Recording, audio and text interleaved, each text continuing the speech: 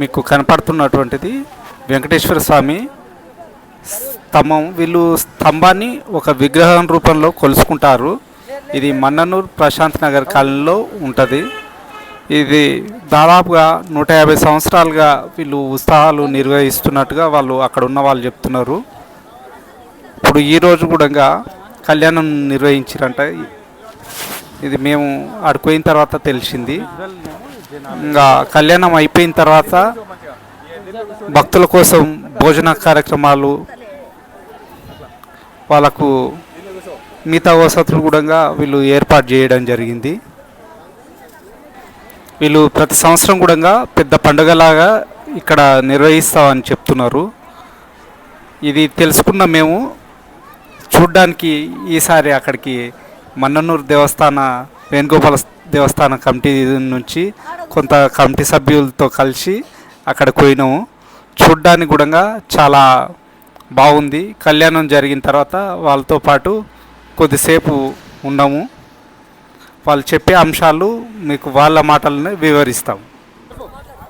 చూడు నాయన, ఇది దేవాన దేవతలు ఎన్నడూ నిలబెట్టినరో వెనుకటికి. నా పేరు గౌరమ్మ, నా ప్రశాంత్ నగరు. వింటుండవా నాయన? అయితే దేవాన దేవతలు ఎవరు నిలబెట్టినరో మాకు తెలియదు.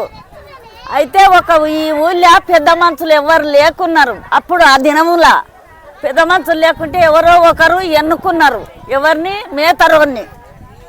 అందరి దేవుడే కానీ ఒక్కరిని ఎన్నుకున్నారు పెద్ద మంచి అని. ఎన్నుకొని మేతరోనికి ఇచ్చిండ్రు. ఏమని? నీవు నైవేద్యం పెట్టు, పావుసేరు కానీ అర్ధసేరు కానీ కుండల పువ్వు వండి పెట్టామని చెప్పిండ్రు. చెప్తే ఏం చేసిండు? మా మామ పెట్టిండు. మా మామ పేరు రామయ్య, మేతరి రామయ్య. రామయ్య పెట్టినాక రామయ్య చచ్చిపోయిండు. రామయ్య చచ్చిపోయినాక బాలరాగయ్య పెట్టిండు. బాలరాగయ్య పెట్టినాక బాలరాగయ్య చచ్చిపోయిండు. బాలరాగయ్య చచ్చిపోయినాక మేతరి సవారయ్య పెట్టిండు. దిక్క ఎందుకట మేతరి సవారయ్య పెట్టిండు.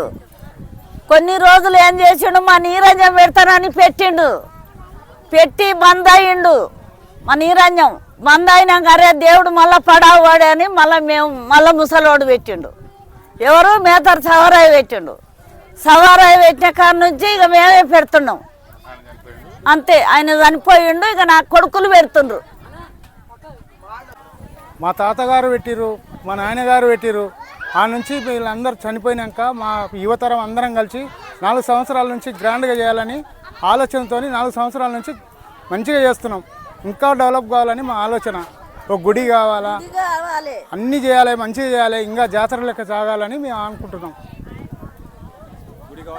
వలన సాయం కావాలి, ఎవరైనా దాతలు ఉంటే వాళ్ళు సాయం చేయాలి. ఇంకా డెవలప్ అయితే ఇంకా బాగుంటుందని మా ఆలోచన.